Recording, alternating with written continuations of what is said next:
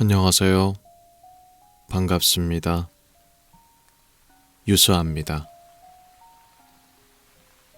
예. 오늘도 제가 돌아왔습니다. 여러분들의 편안한 숙면을 위해서.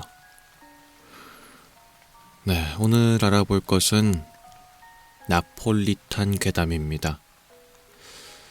특유의 기괴한 느낌으로 으스스함을 자아내는 그런 괴담이다. 이렇게 말씀드릴 수 있을 것 같습니다. 지금 여러분들께서 보고 계시는 이 사이트는 DC 인사이드 나폴리탄 괴담 갤러리입니다. 여기에서 높은 추천수를 받았거나 혹은 제가 흥미롭게 읽은 이야기들을 여러분들께 소개해드리고 있습니다. 오늘은 또 어떤 이야기가 우리의 단잠을 불러일으킬지 참으로 기대가 됩니다. 자, 오늘의 첫 번째 이야기부터 알아볼까요? 오늘의 첫 번째 이야기는 바로 이것입니다. 새벽 3시에 편의점에 갔는데 라고 하는 이야기네요.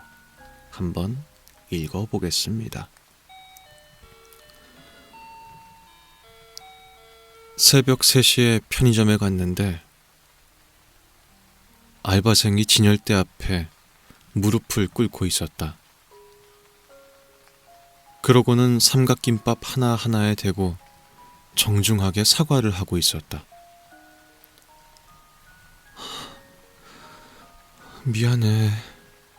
네가 얼마나 답답했을까. 곧 자유롭게 해줄게. 알바생은 유통기한이 지난 김밥들을 뜯어서 바닥에 정성껏 펼쳐놓았다. 나는 그걸 보고 바로 뒷걸음질을 쳤지만 그가 내 발목을 붙잡으며 환하게 웃었다. 손님도 이제 자유로워질 시간이에요. 라고 하는 짧은 이야기였습니다. 무슨 이야기인 걸까요? 편의점에 갔는데 왠진 모르겠지만 삼각김밥을 펼쳐놓고서는 무릎을 꿇고 기도를 드리고 있는 거죠. 알바생이 미안해. 네가 얼마나 답답했겠어. 미안해. 뭐 이러면서 그걸 내가 들어가면서 보니까 뭐야 이거 이 생각 들 거 아니야. 바로 나가려고 했는데 잡혀버린 거야. 그러면서 손님도 이제 자유로워질 시간이다 라고 말했다고 하는 내용이네요. 삼각김밥이 이제 기본적으로 안에 알맹이가 있고 그 알맹이를 김이 싸고 있는 형태잖아요. 그걸 사람의 몸에 비유해 봤을 때 김이 약간 살갗 뭐 이런 걸로 비유가 될 수 있을 것 같고, 알맹이는 이제 사람의 육신 혹은 뭐 살갗 그 안쪽 이런 걸 의미하는 바일 수도 있겠죠. 그런 의미에서 알바생이 손님을 자유롭게 만들겠다는 것은 마치 뼈와 살을 분리해주겠다 뭐 이런 식의 느낌처럼도 보여서 상당히 으스스한데요. 이 이야기는 참 밑도 끝도 없이 으스스해서 재미있습니다. 저는 이런 식의 이야기들이 참 좋은 것 같아요. 그냥 이제 납득이 안 되는 상황인데 결과적으로 납득이 됐잖아. 어떤 내용인지 지금 이게. 그런 게 참 좋은 글인 것 같다 하는 생각이 들어서 추천수는 적은데 저는 개인적으로 재밌게 읽었기 때문에 여러분들에게도 읽어드렸습니다. 여튼 그런 첫 번째 짧은 이야기였고요. 이어서 두 번째 이야기도 준비가 되어 있습니다. 자, 두 번째 이야기는 바로 이것입니다. 어느 해 흉년으로 백성들의 얼굴에는 그림자가 드리워졌다 라고 하는 이야기네요. 한번 읽어보겠습니다. 어느 해 흉년으로 백성들의 얼굴에는 그림자가 드리워졌다. 하지만 관아에서는 햇빛 소학세라는 명목으로 마당에 비치는 그림자만큼 세금을 부과했다. 처음에는 사람들이 서로 껴안고 웅크려 그림자를 줄이려 애썼지만 관리는 그림자의 흐릿한 부분까지 세금으로 매겼다. 어느 날 마을 이장이 장부를 들여다보더니 무릎을 탁 쳤다. 그는 마당에 있는 작두를 가져와 자신의 왼팔을 집어넣었다. 팔이 툭 떨어져 나가자 그림자의 면적이 확실히 줄어들었다. 그리곤 피가 흐르는 어깨를 움켜쥐고 웃으며 말했다. 보시오, 이제 세금을 3알이나 아꼈어. 그 광경을 본 마을 사람들은 깨달음을 얻은 듯 고개를 끄덕거렸다.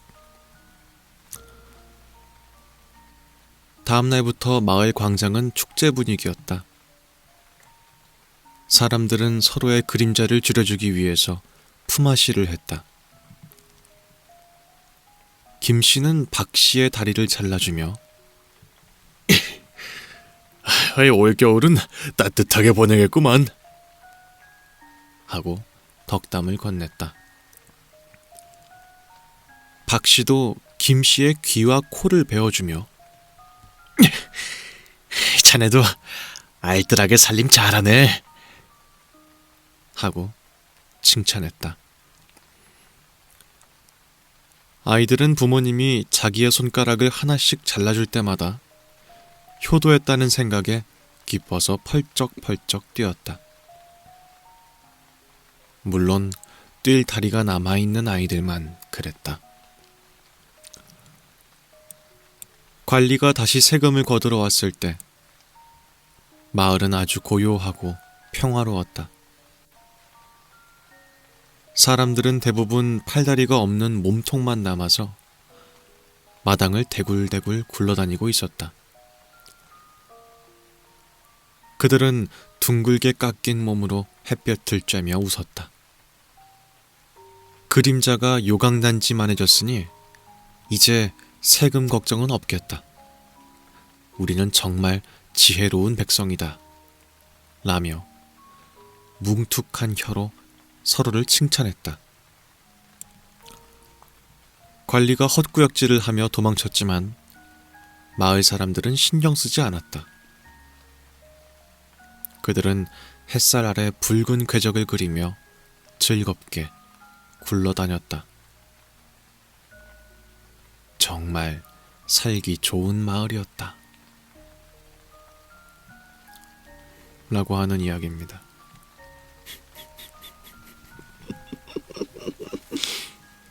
야, 전 정말 간만에 이 글을 읽고 무릎을 탁 쳤습니다. 네. 그러니까 이제 되게 뭐랄까 되게 이상한 방법인 건데 자신의 재산이라든지 아니면은 이제 가구 수를 그림자의 형태로 매기게 된 거지, 그죠? 그게 그냥 이제 형식상의 아마 그런 세금에 대한 부가책일 거고 많이 가진 사람이 그만큼 더 많이 낸다 뭐 이런 식의 이름에 뭐 세금을 걷는 그런 거였겠죠. 근데 이제 그거를 정말 문자 그대로의 뜻으로 해석한 어떤 마을 사람들이 세금을 줄이기 위해서 그림자를 줄이는 방식을 쓴 거죠. 그러니까 신체를 잘라내기 시작한 거야. 처음에는 팔, 뭐 누구는 다리, 뭐 이런 식으로. 그 모습을 보니까 다른 마을 사람들이 경을 치는 게 아니라 굉장히 훌륭한 아이디어다 이런 생각을 하면서 서로가 품앗이하면서 서로의 몸을 잘라준 겁니다. 그러다가 나중에는 이제 아마 뭉툭한 혀로 서로를 칭찬했다 이런 대목을 봤을 때 혀도 아마 자른 것 같죠. 예, 부피를 최대한 줄이기 위해서. 그래서 다음에 세금을 거두러 온 관리가 그 마을에 왔더니 모든 마을 사람들이 전부 팔다리가 없는 채로 몸통으로만 떼굴떼굴 굴러다니고 있으니까 기겁하면서 도망을 치게 된 건데, 마을 사람들은 아랑곳하지 않고 기뻐했다. 세금을 덜 내게 됐으니까. 그런 식의 이야기입니다. 우선은 이 아이디어에 탐복을 했습니다. 이 햇빛 수확세라고 하는 이름의 세금을 뒤틀어서 이렇게 잔혹하게 해석한 것도 참 대단한 것 같고, 그리고 이제 전 이 글이 정말 잘 썼다는 생각이 드는 이유는 이 저자의 태도예요. 예. 저자의 태도가 되게 차갑거든요. 이 현상에 대해서 부정적으로 보지도 않고 긍정적으로 보지도 않아. 그래서 어떤 부분들이 특히 그러냐면은, 아이들은 효도를 했다는 생각에 기뻐서 펄쩍펄쩍 뛰었다. 물론 뛸 다리가 남아있는 아이들만 그랬다. 이런 대목들이 되게 웃기잖아요. 분위기랑 되게 안 맞지. 그런데도 되게 이런 비꼬는 듯한 말투에 굉장히 시니컬한 이런 자세가 대단하다, 이런 생각이 듭니다. 그래서 간만에 굉장히 문학적인 글을 읽은 것 같다는 생각이 들기도 하고, 그리고 결국은 세금을 내기 싫어서 자신의 몸을 이제 기꺼이 희생하는 사람들에 대한 이야기인 거잖아요. 어떻게 보면 블랙 코미디의 느낌도 나요. 예. 세금이 그만큼이나 이제 가혹하게 서민들을 죄고 있으니 서민들의 입장에서는 차라리 세금을 그렇게 낼 바에는 신체를 결손하겠다, 이런 식의 이야기로도 보이거든요. 그래서 어찌 보면은 이제 가혹할 정도로 서민들을 쥐어짜는 이 세금 정책에 대한 비판의 내용도 같이 들어있는 게 아닌가 하는 생각이 들기도 했습니다. 근데 물론 어느 정도 모티프를 얻은 글은 있었을 것 같다는 생각이 들긴 해요. 제가 전에 이제 도시전설 알아보는 시간 때 한번 알아봤던 이야기인데, 한 1년 반 전에 읽었던 글이니까 혹시 못 들으신 분들도 있을 것 같아서 한번 같이 소개를 해드릴게요. 자, 지금 여러분들께서 보고 계시는 이 사이트는 나무 위키고요. 손가락 자르는 마을이라고 하는 문서입니다. 한번 읽어보겠습니다. 쇼와 50년대, 일본 규슈에 한때 탄광업으로 번성했다가 폐광과 함께 한촌으로 전락한 작은 마을이 있었다. 그런데 그 마을에서 한 남성이 밭일을 하다가 예초기에 발가락이 절단되는 사고를 당하고 말았다. 한 가지 이상한 점은 이 일을 계기로 마을에서는 신체 일부가 결손되는 사고가 끊이지 않게 되었다는 것으로, 처음에는 손가락과 발가락이 잘리는 정도였다가 점점 정도가 심해지더니 나중에는 귀가 절단되고 심지어 눈을 잃는 사람까지 생겨나게 된다. 이윽고 마을에는 신체 일부를 잃은 사람들이 넘쳐나게 됐고, 이렇다 보니 이웃 마을 사람들은 그 마을을 두고 저주받은 마을이라고 부르며 두려워하기 시작했다. 하지만 유독 이 마을에서만 이런 신체 결손 사고가 빈번하게 일어나는 것을 이상하게 여긴 한 보험회사에서 자체 조사에 착수했고, 그 결과 마을 사람들이 집단으로 보험 사기를 저질렀다는 사실을 알게 된다. 이 마을은 탄광이 있던 시기에는 경기가 괜찮았고, 폐광 직후에는 국가와 공단에서 고액의 일시 지원금도 지급되었다. 이 덕분에 마을 사람들은 제법 윤택한 생활을 할 수 있었고, 특히 탄광에서 일했던 광부들은 지원금에 더해 광산회사에서 지급한 퇴직금 덕분에 호화로운 생활을 누릴 수가 있었다. 그러나 그것도 잠시뿐. 불과 2년을 못 넘기고 돈이 다 떨어져 한순간에 빈곤층으로 전락하게 되자 이미 사치에 맛을 들여버린 마을 주민들은 그동안 누리던 풍족한 생활을 유지하기 위한 수단으로 거액의 보험에 든 뒤 고의로 신체 일부에 상해를 입어서 보험금을 지급받는 수법으로 보험 사기를 저질러 왔던 것이었다. 이 사실을 알게 된 보험회사는 마을 사람들을 보험 사기로 고소하기로 하고 소송 준비를 하고 있었다. 그런데 그 와중에 소송 대상인 마을 사람 중 한 명으로부터 한 통의 전화가 걸려오는데 큰일 났어. 밭일을 하다가 잘못해서 낫으로 우리 집 갓난쟁이의 목을... 보험회사에 전화를 건 사람은 마을에 살고 있던 부부 중에 남편으로 그들은 처음부터 사망보험금을 노리고 아이를 출산한 뒤 사고로 가장에 살해하는 계획을 세워서 그대로 실행에 옮긴 것이었다. 이후 부부는 사기 및 범죄 방조, 보험금 목적의 영아살해 혐의로 체포되게 되었다. 라고 하는 이야기입니다. 한때는 윤택했던 그런 탄광마을에서 더 이상 탄광업을 할 수가 없게 되자 사람들이 보험 사기를 저지르면서 신체 결손을 일삼았다라고 하는 이야기가 있는데요. 방금 읽었던 이야기랑 어느 정도 유사한 부분은 있습니다. 완전 똑같지는 않은데 분위기라든지 그런 부분들은 좀 유사한 것 같다는 생각이 들긴 하네요. 특히나 신체의 일부를 훼손시켜서 세금을 충당했다 혹은 필요한 돈을 마련했다, 이런 점들이 이 이야기랑도 맞닿아 있는 것 같습니다. 이 이야기, 방금 읽어드렸던 이 이야기는 도시전설입니다. 그렇기 때문에 다 진실은 아니겠죠.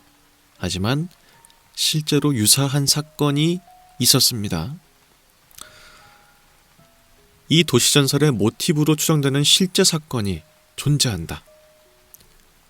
1982년 후쿠오카현 타가와군 오토마츠에서 일어난 집단 보험 사기 사건이 그것으로 1982년 9월 20일 마을의 수도 계장이 도박빚을 갚기 위해 도끼로 자신의 왼손 손가락을 자른 뒤 400만엔 상당의 상해보험금을 편취한 혐의로 체포되게 되었다.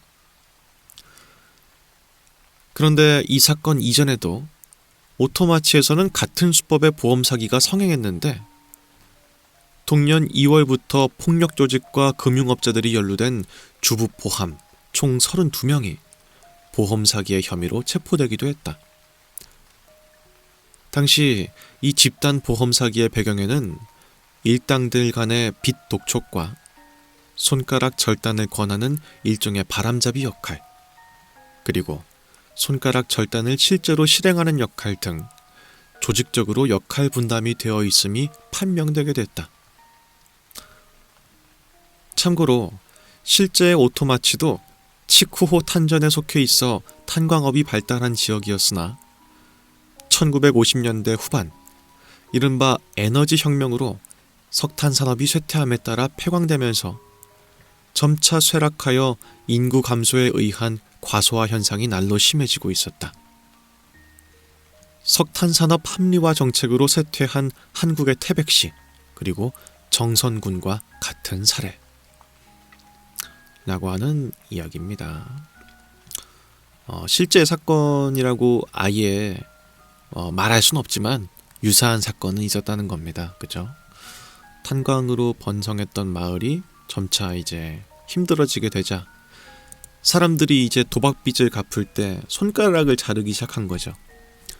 그렇게 하다 보니까 자꾸 같은 마을에서 손가락이 잘리는 그런 걸로 보험금을 타는 일이 벌어지다 보니까 이제 수사에 들어가게 됐는데 아니나 다를까 실제로 집단적으로 보험 사기를 저질러 왔다는 사실이 밝혀지게 된 그런 사건입니다. 여튼 두 번째 읽은 이야기가 이 이야기를 따라했다 이런 이야기가 아닙니다. 그냥 약간 유사한 이야기가 있어서 한번 같이 소개를 해드린 거고요. 전 두 번째 이야기를 정말 재밌게 읽었습니다. 간만에 읽은 정말 재밌는 괴담이었어요. 그래서 여러분들한테 꼭 좀 소개를 해드리고 싶었습니다. 그 이미지가 너무 기괴해서요. 그죠? 이 되게 넓은 관아 같은 이런 데에서 몸뚱이만 떼굴떼굴 굴러다니는 여러 명의 마을 사람들이 있다는 그런 걸 떠올리면은 으스스하죠. 여튼 그런 두 번째 이야기였고요. 다음 세 번째 이야기도 있습니다. 자, 세 번째 이야기는 바로 이것입니다. 공백의 맛이라고 하는 이야기네요. 한번 읽어보겠습니다. 나는 혀를 잃었다. 물리적으로 잘려나갔다는 뜻이 아니다. 3개월 전 지독한 독감을 앓고 난 뒤 내 미각은 완전히 왜곡됐다.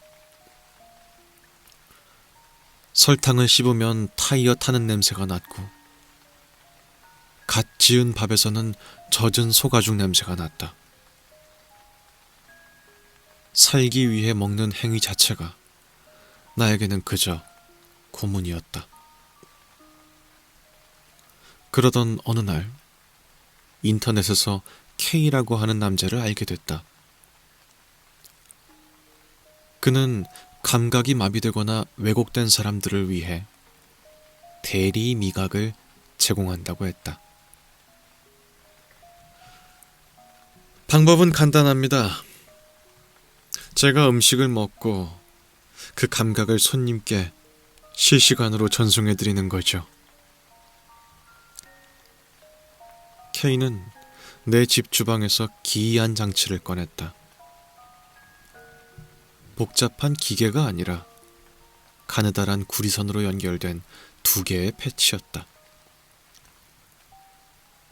하나는 그의 관자놀이에, 하나는 내 관자놀이에 붙였다. 그가 첫 요리로 가져온 것은 평범한 스테이크였다. 하지만 그가 고기를 한 점 잘라 입에 넣는 순간 내 온몸의 신경들이 비명을 질러댔다. 아찔했다. 육즙의 고소함, 버터의 풍미, 적당한 소금기가 뇌 속에서 직접 폭발했다. 내 입은 아무것도 씹고 있지 않았지만 생전 처음 느껴보는 극상의 맛에 나도 모르게 눈물이 줄줄 흘렀다. 어떻습니까? 제 감각은 일반인보다 20배 이상 예민하게 튜닝되어 있습니다. K가 웃으면서 말했다. 나는 홀린 듯 그에게 거금을 지불했고 매주 금요일마다 그는 내 집을 방문했다. 한 달쯤 지났을까? 이상한 부작용이 생기기 시작했다. K가 오지 않은 날에도 내 입안에서 내가 먹지 않은 것의 맛이 느껴지기 시작한 것이었다. 화요일 오후에는 갑자기 입안에서 비릿한 굴향이 퍼졌다. 수요일 밤에는 쌉싸름한 와인의 여운이 혀끝을 맴돌았다. 처음에는 공짜로 맛을 보니 좋다고 생각했다.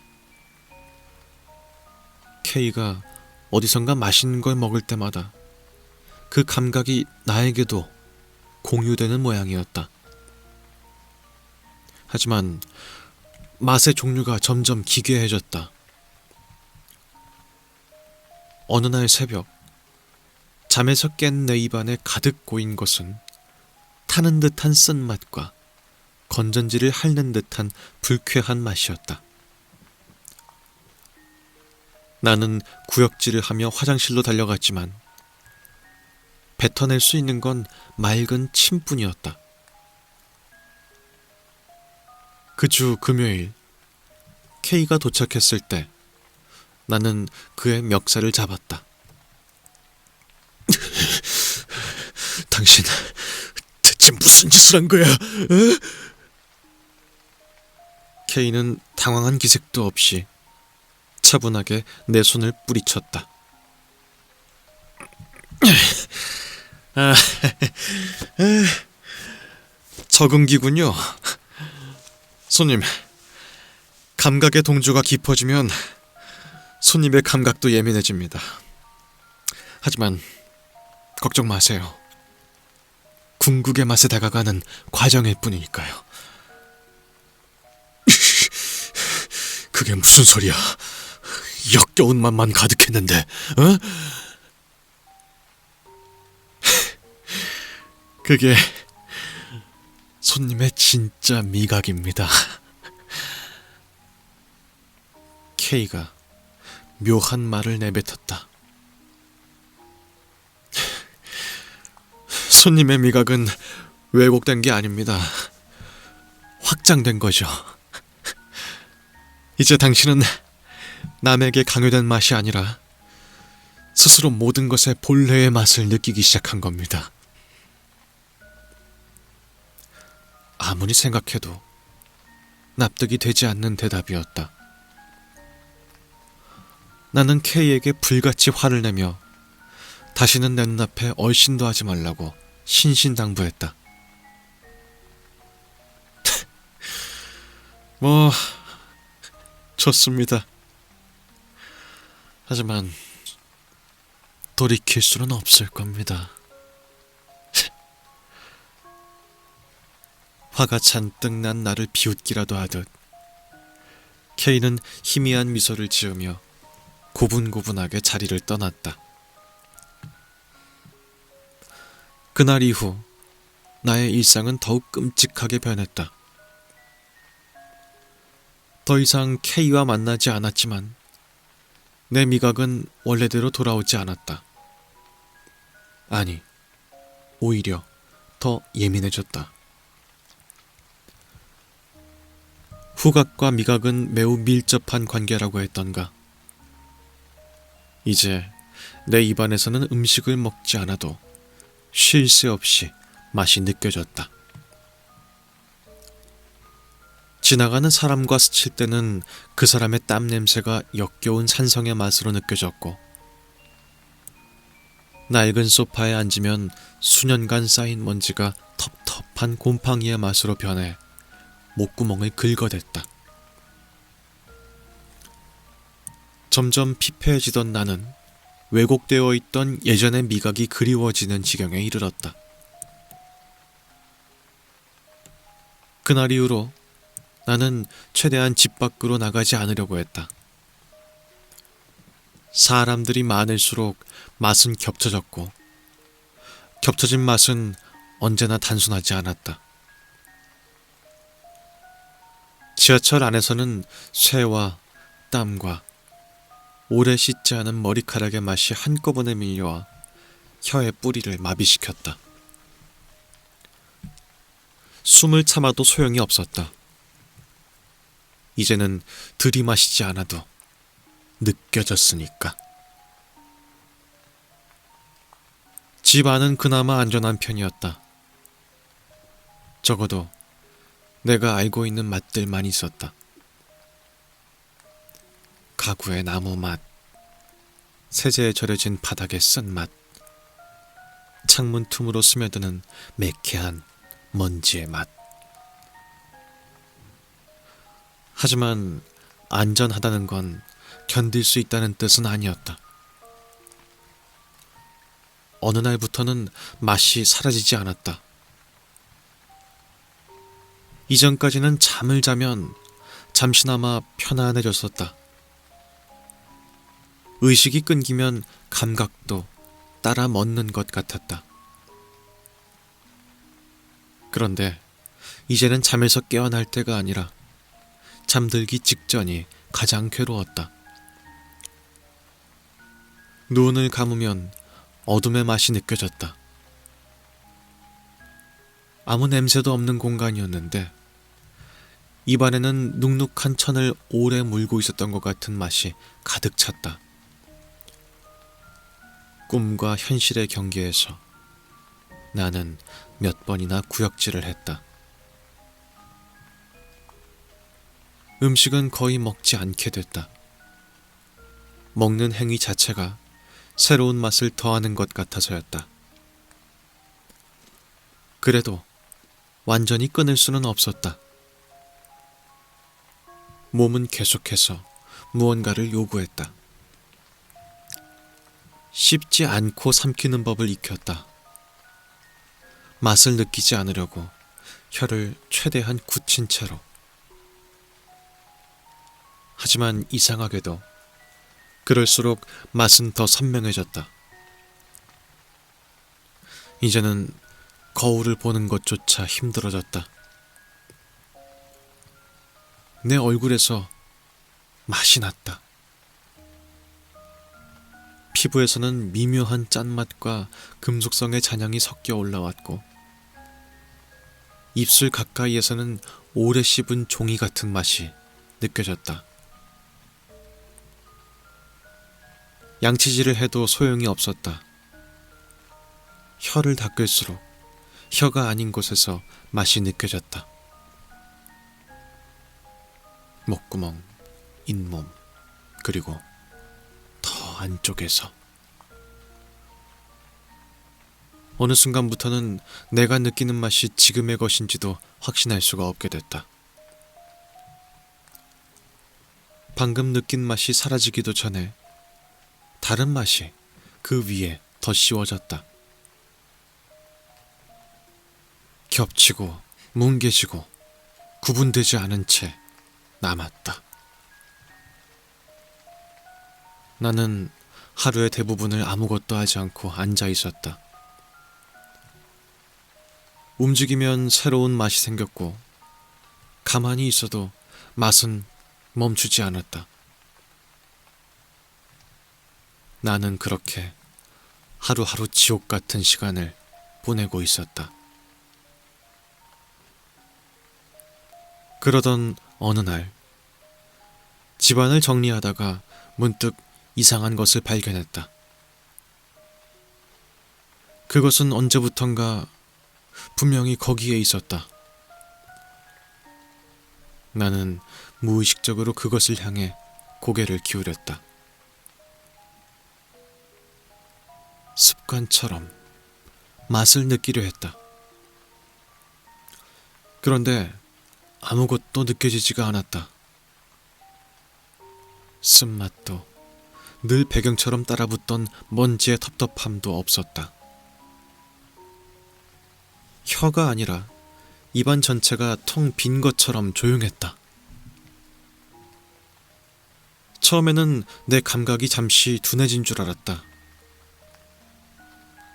다시 고개를 숙이고 각도를 바꿔보고 숨을 들이마셨다. 그래도 결과는 똑같았다.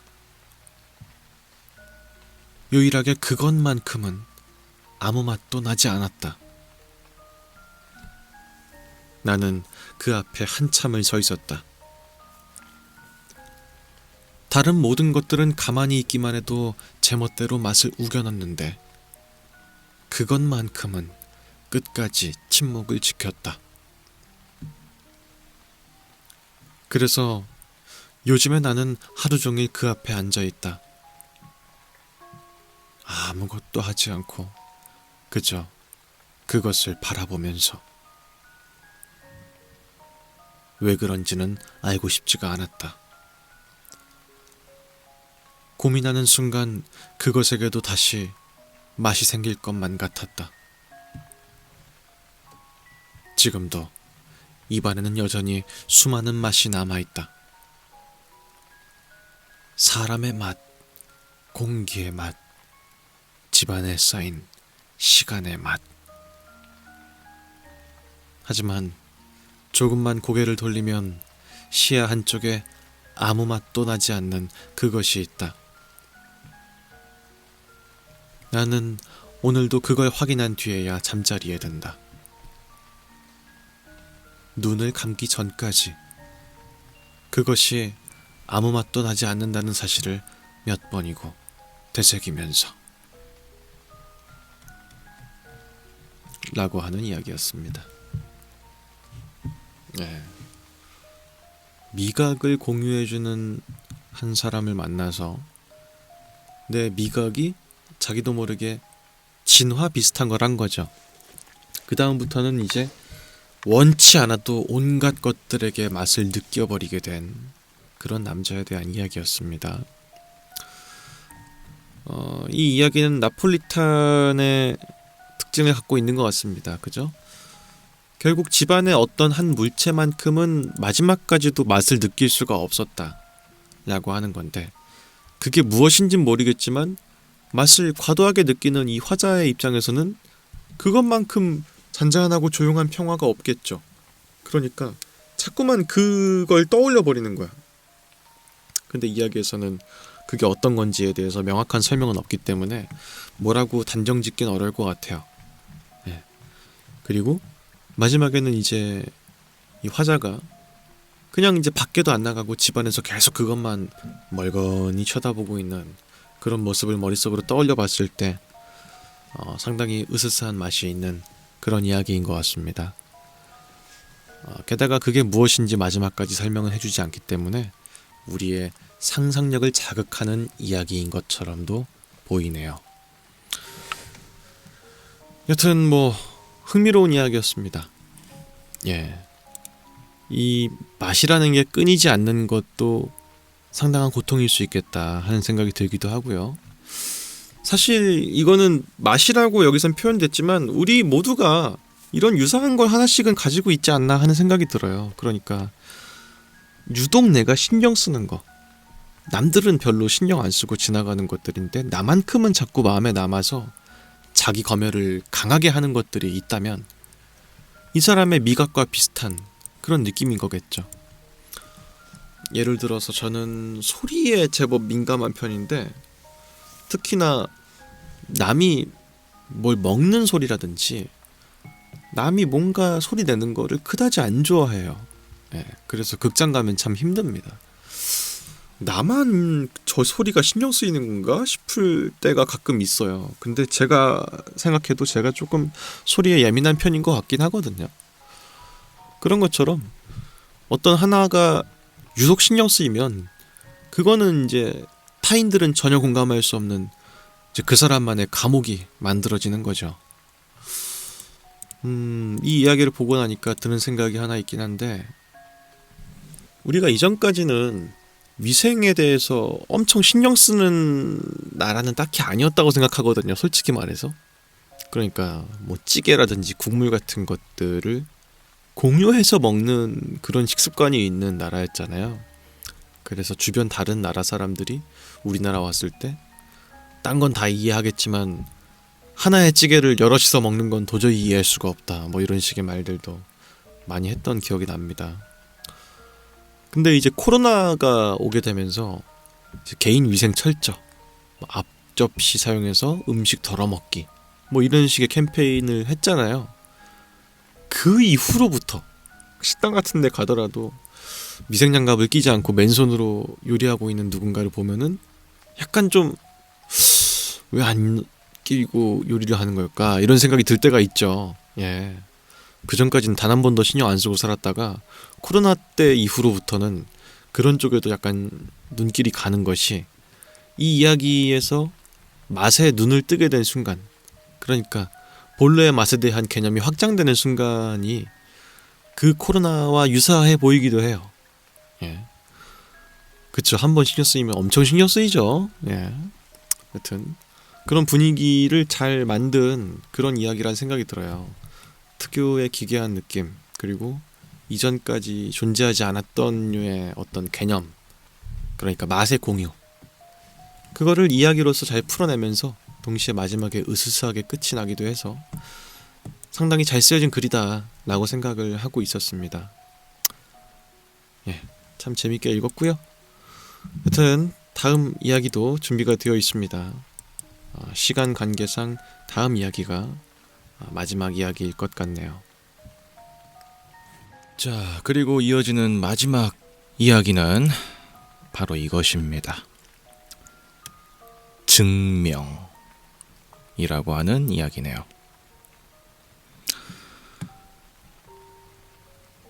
나와 A군은 대학교 동기였다. 둘 다 비슷한 시기에 취업에 성공했고 직장도 비슷한 곳에 있었다. 아무리 돈을 벌기 시작했다지만 사회 초년생에게 서울의 살인적인 월세는 감당하기 어려웠고 몇 달 전부터 나와 A군은 월세를 반씩 내고 회사 인근의 투룸에서 같이 자취 생활을 시작했다. 평일에는 회사 업무, 인간관계, 출퇴근 스트레스에 파묻혀 퇴근 후 각자의 방에 들어가 쥐죽은 듯이 잠만 잤지만 서로 약속이 없는 주말 저녁에는 종종 조그마한 거실 식탁에 앉아 배달 음식을 시켜놓고 술을 한 잔 기울이곤 했다. 이런저런 먹고 사는 이야기가 오가고 어느새 시간은 자정에 가까워졌다. 취기가 올라 정신이 산만해졌는지 A군은 평소 습관처럼 다리를 떨며 말했다. 참, 그때 샀으면은 지금 돈이 얼마냐? 아유. 야, 내가 그때 사라고 했잖아. 나는 벌써 300만 원 벌었다. 뭐? 300만 원? 야, 그러면 오늘 이거 네가 사는 거다. 아이, 무슨 소리야. 야, 내가 기회를 줘도 못 받아 먹었으면서. 아, 참. 야, 그리고 다리 좀 그만 떨어 임마. 복 달아난다. 몇 분 전부터 계속 다리를 떨어대는 A군이 마음에 들지 않았던 나는 참다 못해 입을 열었다. 야, 그건 그냥 미신이잖아. 치.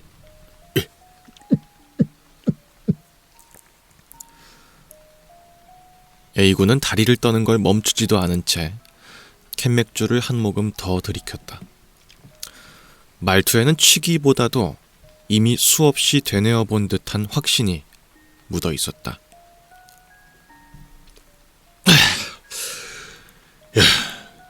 야, 가만 보면은 다 그런 거야. 다리 떨면 복이 달아난다. 아니면 밤에 휘파람 불면 귀신 나온다. 밥에 숟가락 꽂으면은 죽은 사람 밥이다. 전부 다 이유는 하나지. 이유? 마음에 안 드는 행동을 하지 말라고 시키고 싶은데 그럴듯한 명분이 없으니까 겁부터 주는 거야. A군은 다리를 떨던 박자를 일부러 더 크게 만들었다. 식탁 아래에서 의자가 미세하게 울렸다. 옛날에는 어른 말에 반박하는 것 자체가 금기였잖아. 왜 안 되냐고 물어도 대충 핑계로 얼버무린 거지 뭐. 나는 별말 없이 A군을 쳐다보았다. 솔직히 말하면 듣고 보니 틀린 말 같진 않았다. 뭐 솔직히 나도 미신을 진지하게 믿는 편은 아니었으니까 말이다. A군은 내가 대답을 하지 않자 피식 웃으면서 말을 이었다. 근데 제일 웃긴 게 뭔지 알아? 에? 뭔데? 너 나 다리 떠는 거 보면서 복 달아난다고 그랬잖아. 어? A군은 내 얼굴을 똑바로 보며 말했다. 그럼 너는 다리 안 떨어서 복 안 달아났냐?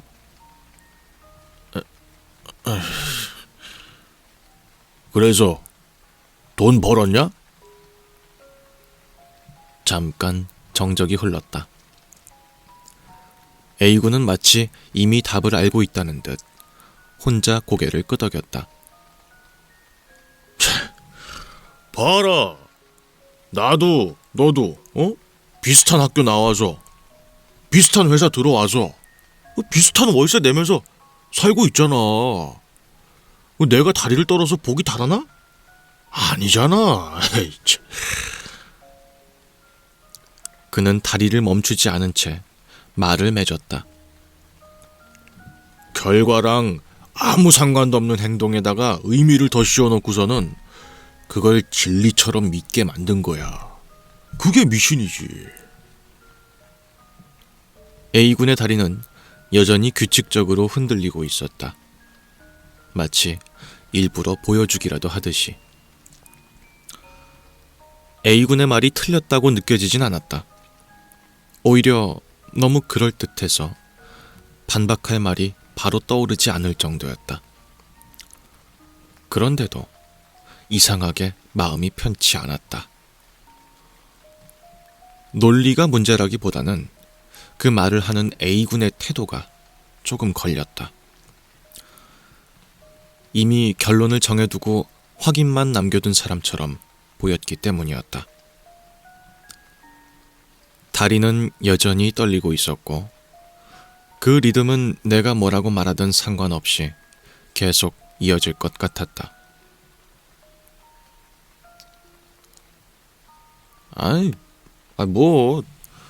네 말이 틀렸다는 거는 아닌데. 내가 말을 흐리자 A군은 바로 끼어들었다. 아니지. 그게 아니지.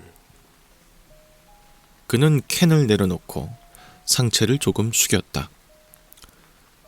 술자리에서 가끔 보던 토론할 때의 표정이었다. 미신이 틀렸다는 거는 누구나 증명할 수 있잖아? 증명? 그래, 증명. A군은 잠시 생각하더니 웃으면서 말했다. 사실 방법도 간단해. 하지 말라는 거 다 해보면 되잖아. 응? 그 말이 농담인지 아닌지 판단하기 전에 그는 이미 다음 말을 이어갔다. 다리 떨면은 복 달아난다며. 내가 이렇게 몇 년을 떨어왔는데 아직도 멀쩡하잖아. 다리를 더 크게 떨며 일부러 보여주듯 말했다. 밤에 휘파람 불면 귀신 나온다는 것도 그렇고 밤에 숟가락 꽂으면 죽는다는 것도 그렇고 전부 다 겁주기용이야. 실제로 해보면은 아무 일도 없어. 나는 그제서야 조금 불편해졌다. 아유, 그렇겠지 뭐. 그래도 굳이 그렇게까지 할 필요가 있나? 왜 없어? A군은 즉각 반문했다. 사람들이 괜히 의미 없는 걸로 서로 겁주고 행동을 제한하는 거잖아. 그게 잘못됐다는 걸 누군가는 보여줘야지. 그 말에는 묘한 열이 섞여 있었다. 설득이라기보다는 스스로를 다독이는 것에 가까운 목소리였다. 아무 일도 안 일어난다는 걸 계속 확인하면은 그런 미신들도 자연스럽게 사라질 거야. 계속이라는 단어가 귀에 걸렸다. 한두 번으로는 부족해. 우연일 수도 있으니까. A군은 그렇게 말하며 휴대폰을 꺼내 메모 앱을 켰다. 무슨 내용을 적는지는 보지 못했지만 화면을 내려다보는 눈빛에는 묘한 광기가 느껴졌다. 조건을 통제해야 하거든. 그날 밤 A군은 잠들기 전 베란다 창을 열고 휘파람을 불었다. 한번 해보는 거야 라는 말을 덧붙이면서 술에 취하니 별 헛소리를 다 하네 라고 생각했던 나는 A군에게 별 관심을 주지 않고 자리에서 일어났다. 나 피곤하니까 들어가서 잔다. 너도 헛짓거리 그만하고 가서 자라. 침대에 눕자 금방이라도 잠이 쏟아질 것 같았다. 그런데도 나는 괜히 거실 쪽을 한 번 더 돌아봤다. 다리를 떨던 리듬이 아직도 어딘가에서 이어지고 있을 것 같아서였다. 그 뒤로 며칠 동안은 정말 아무 일도 없었다. A군은 그 사실을 유난히 성실하게 확인했다. 아침에 일어나면 오늘도 살아있음 이라고 말했고, 출근 준비를 하면서도 어젯밤 휘파람 얘기를 꺼냈다. 봐라. 아무 일도 없잖아. 나는 대충 맞장구를 쳤다. 솔직히 말하면 그만하면 됐다고 생각했다. 그런데 A군은 거기서 멈추지 않았다. 어느 날 저녁 집에 들어왔을 때였다. 현관에 들어서자마자 이상한 광경이 눈에 들어왔다. 식탁 위에 밥그릇 하나가 놓여 있었고 그 밥 위에 숟가락이 꽂혀 있었다. 처음엔 그냥 장난인 줄 알았다. 아니면 나를 놀래키려는 농담이라든가. 야, 이거 뭐야? 방에서 나오던 A군이 아무렇지 않게 대답했다. 아, 그거 실험. 실험? 일부러. 전에는 휘파람이었고 오늘은 이거야. 조건을 하나씩 확인하는 중이거든. 나는 식탁 쪽으로 다가갔다. 밥은 거의 손도 대지 않은 상태였다. 김이 다 빠진 채로 말라가고 있었다. 그래도 밥은 먹고 하지. 그럼 의미가 없지. A군은 당연하다는 듯 말했다. 먹어버리면 그 상황이 유지됐는지 아닌지 애매해지잖아. 나는 그제야 정확히 뭔가가 잘못됐다는 느낌을 받았다. 야, 이건 좀 아니지 않냐? 왜? 뭐가? 아니, 굳이 이런 식으로까지 할 필요는 없잖아. 아무 일도 없다는 거 이미 알았고. A군은 잠시 나를 보더니 고개를 갸웃했다. 왜? 네가 아까 그랬잖아. 미신일 뿐이라고. 맞는 말이었다. 그래서 더 말문이 막혔다. 그래도 그래도 그냥 보기 안 좋잖아. 내 말에 A군은 웃었다. 그게 핵심이야. 뭐? 보기 안 좋으니까 미신이 된 거라고. 사람들이 싫어하는 장면이니까. 그는 밥그릇을 가리키며 말했다. 근데 싫어한다고 해서 위험한 건 아니잖아. 나는 더 말하지 못했다. 논리로는 반박할 수가 없었다. 그날 밤 A군은 그 밥을 끝내 치우지 않았다. 잠자리에 들기 전까지 식탁 위에 그대로 두었다. 불을 끄고 방으로 들어가면서도 나는 자꾸 그쪽이 신경 쓰였다. 밥 위에 꽂힌 숟가락이 아니라 그걸 의도적으로 그대로 두고 있는 A군의 태도가. 그때 처음으로 생각했다. 이건 미신의 문제가 아닌 것 같은데 말려야 하나? 아니면 괜히 의미를 부여하는 내가 예민한 건가? 확실한 건 하나였다. A군은 이 괴상한 실험에 대해 이상할 정도로 진지해지고 있었다. 그 이후로도 정말로 아무 일도 일어나지 않았다. 그게 문제였다. A군은 그 사실을 확인하는데 점점 더 많은 시간을 쓰기 시작했다. 처음엔 하루에 하나씩이던 행동이 어느 순간부터는 묶음처럼 늘어났다. 아침에 일어나면 다리를 떨었다. 출근 준비를 하면서는 일부러 거울 앞에서 휘파람을 불었다. 그 외에도 A군의 이상행동은 점점 많아져 갔다. 일부러 밤에 손톱을 깎는다던가 빨간 펜으로 이름을 적는다던가 하는 것들이었다. 밥을 먹을 땐 밥 위에 숟가락을 꽂아놓고 그 상태로 몇 분을 가만히 두었다. 왜 바로 안 먹어?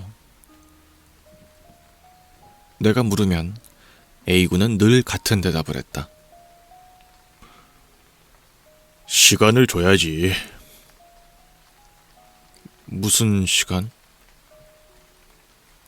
아무 일도 안 일어날 시간을. 그 말은 점점 설명이 아니라 주문처럼 들렸다. A군은 행동을 기록하는 데에서 정렬하는 단계로 넘어갔다. 메모 앱에는 날짜별로 행동이 나뉘어 있었고 그 밑에는 변수라는 항목이 추가되어 있었다. 시간, 장소, 타인의 존재 여부, 본인이 의식하고 있었는지의 여부 등등.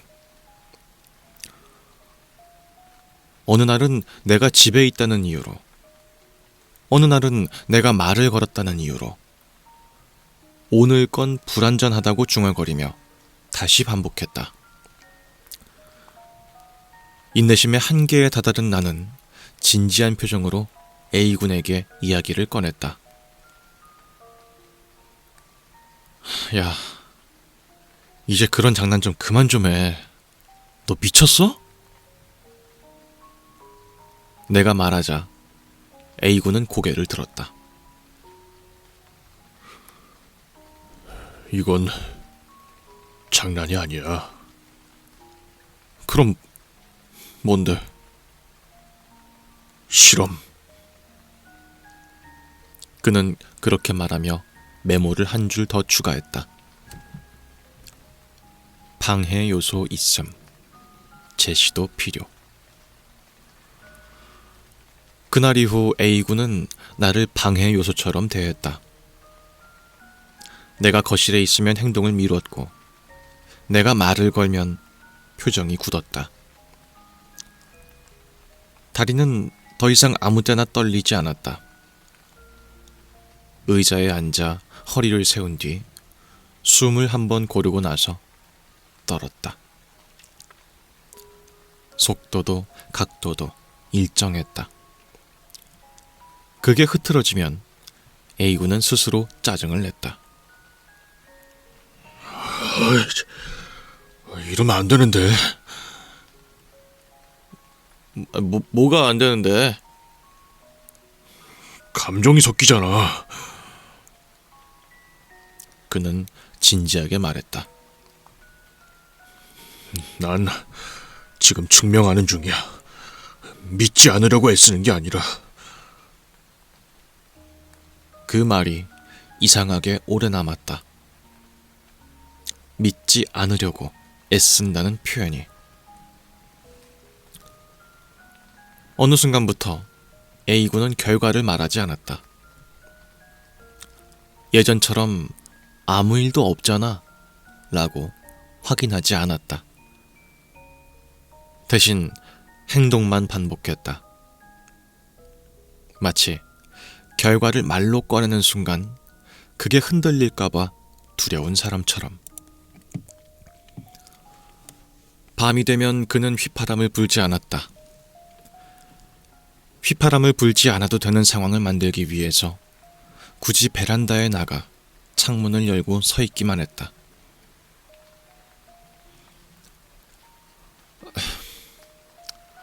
왜 안 불어? 내가 묻자 A군은 잠깐 생각하더니 말했다. 안 불어도 괜찮다는 것도 확인해야지. 그때 깨달았다. 이건 더 이상 미신을 깨는 행동이 아니었다. 이제 A군은 아무 일도 일어나지 않는 세계를 하루도 빠짐없이 붙잡고 있어야만 안심할 수 있는 사람이 되어가고 있었다. 그리고 그걸 위해 자신의 하루를 잘게 쪼개고 행동을 제한하고 감정을 배제하고 있었다. 그 이후로 A군은 점점 회사에 출근을 하지 않게 되었다.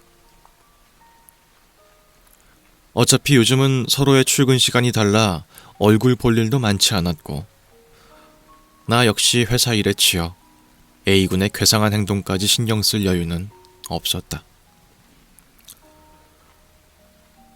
아침마다 현관에서 들리던 소리가 사라졌다. 구두를 신는 소리도 현관문을 여닫는 소리도 없었다. 내가 먼저 나서는 날에도 집은 조용했다. 오늘 휴가야? 문자로 물었을 때 답은 짧았다. 실험 중. 그게 전부였다. 이틀째 되던 날, 팀 회식이 있어서 늦게 귀가를 했다. 현관을 열자 집안은 이상할 정도로 잘 정돈이 되어 있었다. 원래도 깔끔한 편이었지만 그날은 마치 누가 이사를 앞두고 정리해둔 것처럼 느껴졌다. 거실 한가운데는 아무것도 없었다. 식탁도 의자도 평소 A군이 앉던 자리도 비어 있었다. 벽에 기대어 두던 의자는 방 안으로 옮겨져 있었고 바닥은 먼지 한 점 없이 깔끔했다. 뭐야, 이거? 방에서 나온 A군은 평소보다 훨씬 단정한 차림이었다. 잠옷도 아니고 외출복도 아닌 애매한 옷차림. 그는 내 질문에 대답하지 않고 나를 잠깐 바라보다가 말했다. 동선이 겹치면 안 돼. 뭐? 사람이 있으면 변수가 늘어나. 그날 이후로 A군은 집안에서 나를 피해 움직였다. 내가 거실에 있으면 방에 있었고 내가 방에 들어가면 그제서야 나왔다. 회사에는 뭐라고 했어? 내가 물었을 때 그는 메모를 정리하다 말고 대답했다. 아직 확인 안 했어. 뭘? 안 나가도 아무 일도 안 일어났는지. 그 말에 더 이상 아무것도 할 수가 없었다. A군의 실험은 미신 따위에서 벗어난 지 오래였다. 어느 날은 하루 종일 아무 행동도 하지 않았다. 앉지도 눕지도 말도 하지 않고 방 한가운데에 서 있었다. 뭐 하고 있어? 확인 중. 또 뭘? 아무것도 안 해도 괜찮은지. 나는 그 말이 무슨 뜻인지 전혀 이해가 되지 않았지만 이해하려고 애쓰지도 않았다. 아니, 이제는 A군과 진지하게 대화할 필요성 자체를 느끼지 못했다. 며칠 뒤 퇴근길에 모르는 번호로 연락이 왔다. A군의 상사였다. 저 A씨랑 같이 산다고 들었는데요. 순간 아무 말도 나오지 않았다. 연락이 안 됩니다. 무단 결건도 벌써 일주일째고. 혹시 무슨 일이 있습니까? 이 현상을 어떻게 설명해야 할지 몰랐던 나는 대충 핑계로 얼버무린 후 전화를 끊고 집에 돌아왔다. 하지만 오늘은 현관 앞에서부터 이상한 예감이 들었다. 현관문을 열고 집에 들어가자 집이 이상할 정도로 너무 조용했다. 문을 열자 냄새가 없었다. 사람이 살던 집 특유의 애매한 생활 냄새가 싹 빠져 있었다. 거실에는 아무것도 없었다. 식탁도, 의자도, 러그도 전부 사라져 있었다. A군의 방문을 열었을 때 나는 잠시 그 자리에 멈춰 섰다. 옷장도 비어 있었고 책상도 없었다. 침대 자국조차 남아있지 않았다. 마치 처음부터 아무도 살지 않았던 방처럼. 화장실에도 베란다에도 A군의 흔적은 없었다. 쓰레기통도 비어 있었고 냉장고에는 내가 사둔 것들만 남아 있었다. 유일하게 남아있던 건 거실 바닥 한가운데에 놓인 메모 한 장뿐이었다. 나는 그걸 집어들었다.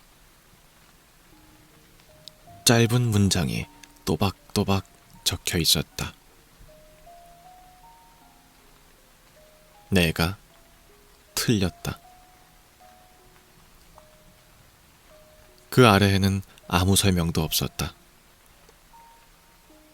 어떤 미신이었는지, 무엇이 일어났는지, 왜 틀렸는지, 아무것도. 라고 하는 이야기였습니다. 예, 꽤나 긴 이야기였군요. 그러니까 이제 어떤 한 친구랑 같이 자취방을 공유하면서 살게 됐는데 미신에 대한 이야기가 어느 날은 나오게 된 거죠. 술 먹고 나면 보통 이제 쓸데없는 얘기를 하니까. 근데 이제 미신이라는 게 사람들이 대다수가 꼴보기 싫어하는 행동을 마치 나쁜 일이 일어난다는 것처럼 포장해서 못하게 막으려는 거 아니냐, 이런 식의 말을 이제 친구가 하게 된 거죠. 그날부터 한 가지 실험을 해보겠다. 우리가 미신이라고 여겨지는 모든 것들을 하면 정말 안 좋은 일이 일어나는지. 그래서 그때부터 이제 내용이 점점 이상해지는데, 미신이 사실인지 아닌지를 밝혀내는 것 자체가 중요한 게 아니라 그 친구 자체가 이상해지는 거죠. 점점 상태가 일반인이 하지 않을 정도의 집착까지 하면서 점점 이상해지는 겁니다. 그래서 어느 날에는 이제 회사에도 안 나가고 그냥 방에 가만히 서 있는 거야. 계속 하루 종일. 예. 그러다가 나중에는 집에 오니까 이제 아무도 없는 거죠. 그 친구의 흔적이 아예 없어. 뭐지 하고 봤는데 쪽지가 하나 떨어져 있는 거죠. 그걸 봤더니 내가 틀렸다 라고 하는 짧은 글만 적혀 있던 겁니다. 그래서 이제 어떤 일이 일어나서 그렇게 된 건지 아무도 모른다 라고 하는 내용인데, 이거는 개인적으로 재밌다고 생각한 거는 내용이 2번 꺾여요. 네. 처음에는 그냥 미신에 대한 이야기인 줄 알았어. 그러니까 미신을 못 믿는 사람에 대한 이야기인 줄 알았지. 그래서 미신이 진짜인지 아닌지를 확인해보는 이야기로 흘러가는 것처럼 보이는데, 한 번 꺾이는 지점이 친구가 이상해지는 거야. 미신에 광적인 집착을 하는 친구가 이상해지는 거야. 그러니까 미신이 무서운 게 아니라 친구가 무서워지는 거죠. 근데 그 친구가 멀리 사는 친구가 아니라 나랑 집을 공유하고 있는 친구잖아. 나는 그걸 계속 봐야 되는 거예요. 그 친구가 이상한 행동을 하고 점점 광기에 절여져 가는 그 모습을 당장 옆에서 봐야 되는 거죠. 그러다가 이제 생각해보세요. 뭔가 점점 안광이 사라져가고 방에 그냥 계속 서 있기만 하고, 이런 애가 나한테 어떤 위해를 안 가할 거란 보장이 없잖아. 난 점점 무서워지는 거죠. 그걸 보고 있는데. 그러다가 점점 미신에 심취해서 저 친구가 분명히 어떻게 되겠구나라는 생각을 할 때쯤에 한 번 더 꺾이죠, 내용이. 사실 미신이 진짜였던 거야. 미신을 하면 진짜 안 되는 거였던 거야. 사람들이 그런 말들을 하는 게 꼴보기 싫어서가 아니라 정말 미신이 진짜였기 때문에, 미신에 있는 대로 행동을 하면은 전부 안 좋은 일이 벌어지기 때문에 사람들이 억제기처럼 막아놓은 말이었는데, 친구가 그걸 다 증명해버렸으니까 사라지게 된 거죠. 그래서 주요의 포인트의 내용이 딱딱 2번 꺾이는 게 약간의 맥커핀 같은 느낌이 들기도 하고, 약간의 허를 찌르는 부분들도 있어서 그냥 구조가 재밌다고 생각을 했습니다. 내용 자체가 엄청 무섭진 않은데요. 그리고 이제 결말 자체도 상당히 단촐하게 끝나죠. 내용이 이게 쭉 길게 이어져 온 거에 비해서 마지막에 이야기가 탁 꺾이는 부분은 딱 3줄로 끝나거든요. 내가 틀렸다. 그 아래는 아무 설명도 없었다. 그래서 이런 부분이 약간 좀 아쉽나? 길게 달려온 내용에 비해서는 약간 조금 아쉽게 끝나나? 이런 생각이 들기도 하지만, 반대로 나폴리탄 괴담이니까 그럴 수 있겠다. 얘가 어떤 일을 당했을지에 대해 상상하는 건 이제 읽는 독자의 몫으로 남겨뒀겠구나 라고 생각하면 또 그것도 나름 이해가 되는 그런 이야기가 아니었나 하는 생각이 듭니다. 여튼간에 오늘도 이런 여러가지 나폴리탄 괴담에 대해서 알아봤습니다. 다음에 또 재미있고 흥미로운 이야기가 있으면 여러분들에게 소개해드리는 그런 시간 가져보도록 하겠습니다. 지금까지 저는 유수하였고요. 그럼 다음 시간에 또 뵙죠.